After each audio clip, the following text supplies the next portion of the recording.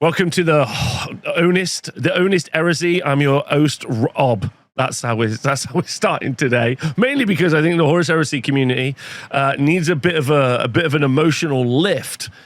So this video, which is going out the day after the leaks, is referencing, and we're going to be talking about the leaks that have just occurred for the Horus Heresy. I'm really pro leaking. And leaks appearing on the internet for a couple of different reasons. I want to start there. And if you don't agree with me, throw them in the comments below. I'm hanging out with the Twitch chat. They're going to throw their ideas in as well. The reason I am into that is Games Workshop can sometimes operate like a FOMO style pre-order system. Pre-orders on stuff that lasts forever is a little bit dumb. Right, because you're like, no, I'm gonna need to get it today. You're like, oh well, okay, but it's also available next week. But the reason that pre-orders are probably something that people rush to is because in the past there's been a lot of FOMO, fear of missing out, because they've undervalued how much people are going to buy something, or they haven't produced enough stock, or whatever the situation would be. So generally, pre-orders are a bit of a rush to grab everything that you can grab, right? If you are so excited, because when Games Workshop also do sell out of something, it sometimes cannot come back for like years or months at least. So anyway, the FOMO. And I'm sure if you're into the Horus Heresy, you probably know about this. If you're into wargaming, you know about this already. But because I set up this channel very recently, and I've had a lot of people being like, hey, I'm super excited to jump into the Horus Heresy, you probably weren't in it. So let me know in the comments if you were already in the Horus Heresy, if you're jumping in new. That'll be really interesting to kind of find out about. Okay. TLDR, the leaks emerged. I think leaks coming out early is good because it gives people an insight into whether or not they want to buy something or not buy something. I don't really believe that you should blindly just be buying these things. You should work out whether or not it makes sense for you, whether or not how you want to play that, etc., etc. So the leaks came out. Now the leaks, and what do I mean by leaks? So the core rule book and many other elements of the book, I'll give you a good example here, were like someone took a photo and here are some leaks, right? Not all of the core rules were leaked. And this is the first thing I'd like to say. So because I am not on Games Workshop's creator program, I don't have an NDA with Games Workshop. I don't want one. I've turned one down in the past. Me and Games Workshop don't have the best relationship, and I'm super okay with that. That's great for me. And most importantly, my favorite thing about being a content creator and the way I'm a content creator is I just get to talk about stuff when we all get to talk about stuff. So I get to show off a picture of a book on some dude's bed, which is funny, right? Or I think it's funny anyway. So yeah, some of the rules have leaked. Quite a lot of the rules have leaked, but not enough to break these down in any detail. And where are they leaked? I won't be linking it because I probably am breaking some sort of terms of service, but I'm sure they're all over the internet. I'm sure you know where. Whatever, they're leaked. Okay. I think I should address maybe one thing. People say leakers harm the game. I don't believe in that at all. I really don't believe that. I think if the only reason you are buying a book is because it's sight unseen, right, and you need to find out what's inside of it, I think that's predatory.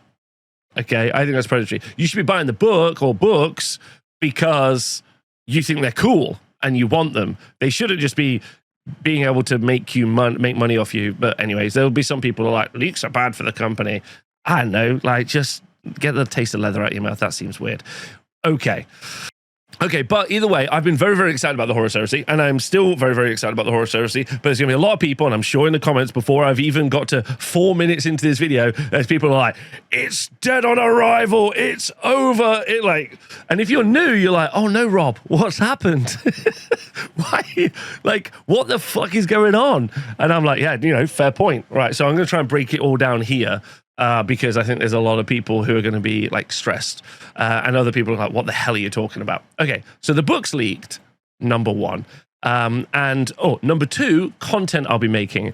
That's where I was. Because I don't have any early access to this stuff, this is the first time I've got to see the rules. I spent most of yesterday just starting to read through the rules. I'll give you a good example. I'm pretty thorough when I go through stuff. So if we take charges as an example, which have had, I think, a change. I don't think the setup move was part of the previous change.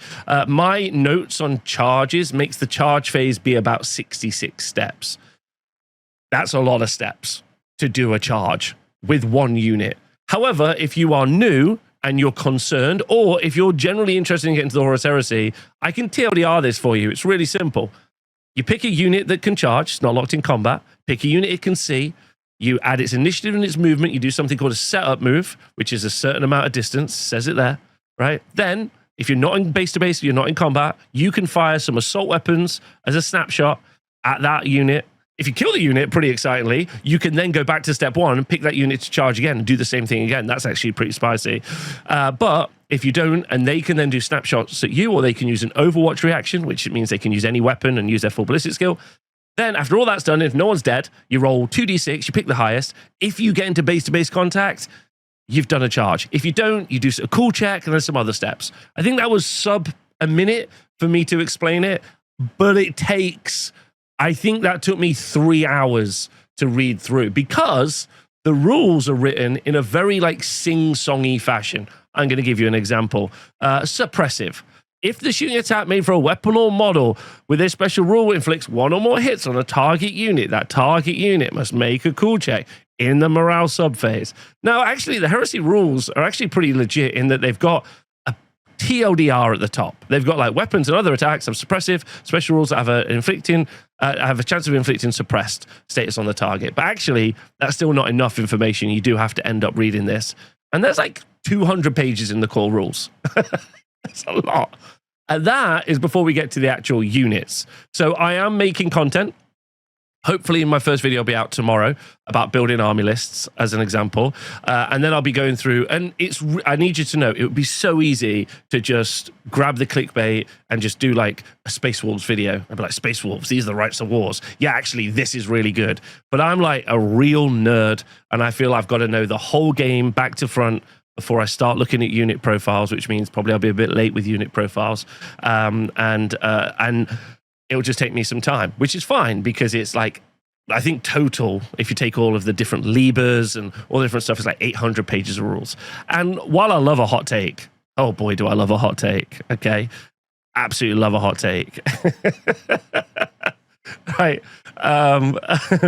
While I love a hot take, I think one of the key elements is that I would like to develop a very trusting relationship with the audience, like I have also done for Old World on Squarebase, like I've also done in Age of Sigmar on the Honest Wargamer. So I'd like to develop a relationship where we, where we can be like, okay, I'm trying to give you the best information I can give you versus just a hot take. I might sometimes take a hot take. I love a hot take, which kind of brings us to the hot take. So the major drama that's kicked off since last night, since these leaks have come out, is the unit profiles for units have been shown off. Now, you might be like, okay, well, what's the problem there? In second edition and, over some of the other editions, Games Workshop have generally actively encouraged you to kit bash a lot of your units. So a bit like kind of 7th edition 40k, 6th, 7th edition 40k, and actually kind of harking back to a version of Age of Sigmar as well. There was points when you could have different weapons on your units that you didn't buy in the box. So if you are from 40k or Age of Sigmar, one of the things that could easily happen is I could buy a box of Space Marines and I could give them an upgrade sprue, right? Which they also sell as a box. However, they might also say you can have a Power Fist, but actually we don't do an upgrade box for a Power Fist or whatever it might be. I think they actually do have Power Fist and upgrade box, but whatever, yeah? And so people built, like kit bashed, painted, and have played with these like custom, or not custom because like Games Workshop encouraged you to, they had rules for them. They had unit profiles where you could take these weapons and items and all of these other things. And unfortunately, they've now stripped them away in 3rd edition. And this needs to be the conversation that we have. This is causing legitimate concern from those people who actively have built armies, have painted armies. If you're just jumping into the game, it doesn't really affect you. Apart from like, we can all be empathetic towards the people who've been affected. Like their favorite unit might have been, I don't know, whatever. Might have been some unit that they put a bunch of Power Fists on, now you can't do it. Or like Word Bearers have had some like weapons changes as an example, whatever it might be. So they've had some sort of like fundamental stripping away of what people have built and played with and what they're excited about. And let's just start out from the beginning that this is bullshit.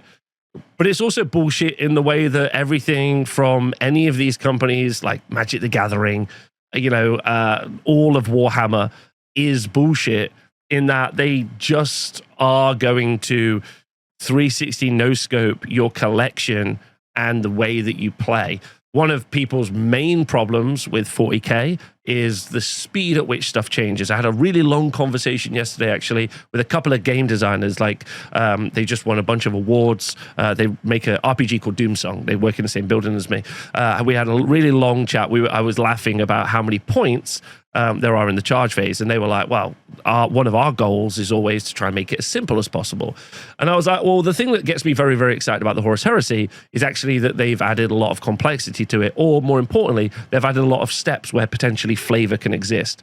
In my example earlier from charges, when you take a unit, I fire a bunch of snapshot in assault rifles, I kill the last model in a unit, and then my unit pivots, charges, fires some assault weapons at that guy, right, or that unit, and then charges in. That's a lot of opportunity for like emergent narrative on the tabletop, which actually I think is really positive. But that's what I'm really excited about on the crunchy rules side of it. But they were saying, obviously, that's dumb. I don't necessarily think that that's dumb. But I got sidetracked there. Sorry about that. But my point is that these weapon profiles going away is just a part and parcel of what Games Workshop does. Now, do I think that that's a positive? Obviously not. I need to be really clear. I do not think it's a positive. I do think that this version of the Horus Heresy, which is why I'm jumping in at this point, is a structural redesign from that portion of the business. In fact, I just made a video with my buddy Val on the Old World show that I do yesterday, 2 days ago, where we talked about the future of the Old World. And I said, actually, the part of the business in Games Workshop that makes Old World has learned a lot of lessons, but also has really proven that having an 18-month plan actually might work. And the Horus Heresy, if you are already a Horus Heresy fan, it seems like they almost had no plan, right? Almost no plan at all. So I think one of the main issues is that, or one of the main bonuses, but not to you, someone who's got all of your models invalidated, one of the main bonuses, in my opinion, is that this feels like a structurally new point. This feels like a start of a new system where they recognize that they have, there's all this weight of stuff that they've carried from the past. I mean, I've got, as I've showcased over there, I've got all of the black books, which are invalid, right? I love them. And I think they're great. And I don't regret having them. And I don't regret having spent money on them. I do regret that I have, a bunch of Beasts of Chaos that I can't use in Age of Sigmar anymore. That sucks. As a Chaos Dwarf player in Warhammer Fantasy Battle and then AOS, it sucked that entire army was just irrelevant, and especially it was Chaos Dwarfs, they're expensive as hell, right? So I spent a lot of money on that.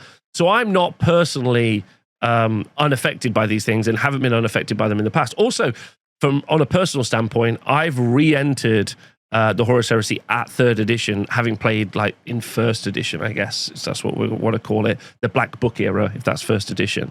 So for me, I already knew that maybe I wouldn't have all the right stuff on all the right units. I was like, no, my collection's not going to be work. If you're already a Horus Heresy fan, it's going to make you feel pretty rubbish, for sure. I think, so first thing out of the way, I want to say I empathize. I want to say it sucks. And I want to say, yeah, it's definitely it just sucks. I would say, though, that for maybe for the game, long term, it might be really healthy. Now, if what they do is they just, because I've seen some things online where they've said they're just going to take those upgrades and they're going to sell you in a new arcane journal down the road. I really don't think that's what we're going to see. I personally don't think that's what we're going to see. Now, I could be wrong, and if I'm wrong, you revisit this video or you visit my next video and you say you were wrong, you're an idiot, and that's fine. I've been wrong before. But to me, the new Horus Heresy reads as a fundamental redesign. Also, you got to remember that the creators of the game are operating inside a structured system, and I'm pretty certain they've been told that no resin by probably the end of the decade. Probably they've got to go resin and metal has got to be the way of the dodo. You got to everything's got to be plastic kits, or it literally has to go away. I absolutely expect that to be a thing. And you see that in the other game systems as well. They probably also have a directive that you need to be able to build everything out of the boxes, and that's it. and that's probably come from on high. You know, like you've just got to have everything in a box, and that's how you build it. And then you can buy an upgrade box or whatever. They've absolutely, I think, have got to do that. We'll see. I also expect there to be some like big changes, like Primarchs. Like I was looking at the Saturnine stuff, and I'm like, surely they've got to upscale. I was saying last night at the club night, I run, I guess, but I hang out at my club night. I was just saying to my friends, especially Rebecca and Toby, I was saying, I reckon they've got to upscale the Primarchs. Like, they've got to, like, make them bigger.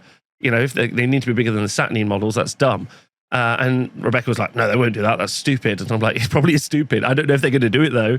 But my point is that, like, if you want the game to grow and succeed, there probably will just be growing pains, and those growing pains suck. And also, I don't want them to be something that affect you.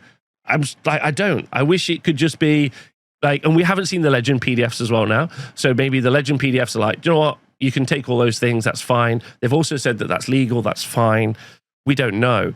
But I think like I've seen very recently, the Cathay army just came out for Old World, and the community went super toxic. It was so dumb. They went super toxic about it, and I saw some incredibly insane posts. And another thing that you need to remember is that a lot of the conversations that happen online are for people who never play any games, right? Now, there's loads of people who do play the games and have armies, and they've got stuff painted, and they're legitimately upset, and they legitimately deserve to be upset. But there's also a portion of the online community, and all they do is just talk shit, and that's their entire life, and they don't do anything. What I want the Horus Heresy channel to be, the content I make and everything else that I do, as with my other channels, is I want you building, painting, getting your models on the tabletop, making friends and playing games. That's all I really give a fuck about. It's like with WYSIWYG. Like, if you can't run your unit of, I don't know, like grav gun dudes, right? And then you and me play, and then you're like, can I use my grav gun dudes as like Volkai? I'm like, yeah, fine. That's fine. I don't care. Just tell me. Like, that's fine. Like, I don't mind, right? And obviously you're going to be a little bit like, oh, it's not Volkai, and that's cool, right? So either way, I want to just be very clear that yes, it sucks, but it's insane as well to be involved in. This is the other bit as well. Like, it's a bit like it's a bit like, what are you complaining about? Like, first time? Like, why are you here? Like, that's the other bit. Why are you here? You're like, I cannot believe that they've mothballed and squatted some of my weapon options, my units, or anything else. What game company have you been involved with for the last however many long?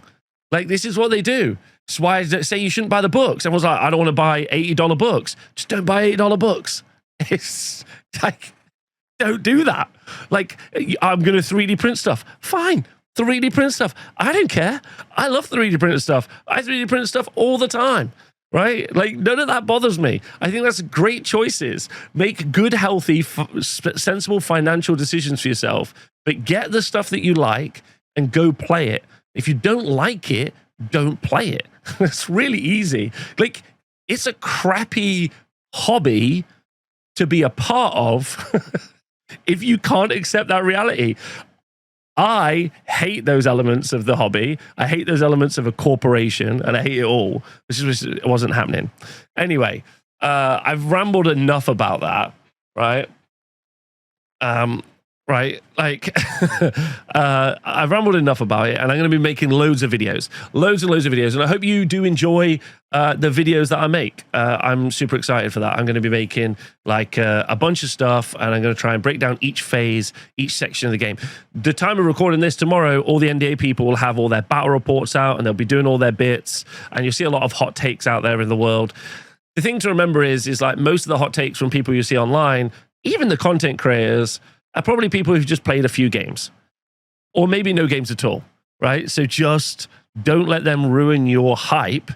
Build and paint and play and have a good time, right? That's my TLDR. And if you are someone who's been affected, I'm really sorry. That sucks. And also, you know, if you want, I'll go burn my Chaos Dwarf army for you. I don't want to. I don't want to. Like, I don't want that to be a thing. But yeah, pick up minis you like, 3D print minis you like, use paper cutouts of minis you like. I don't give a fuck. Whatever you like. And then I'll be making a bunch of videos soon.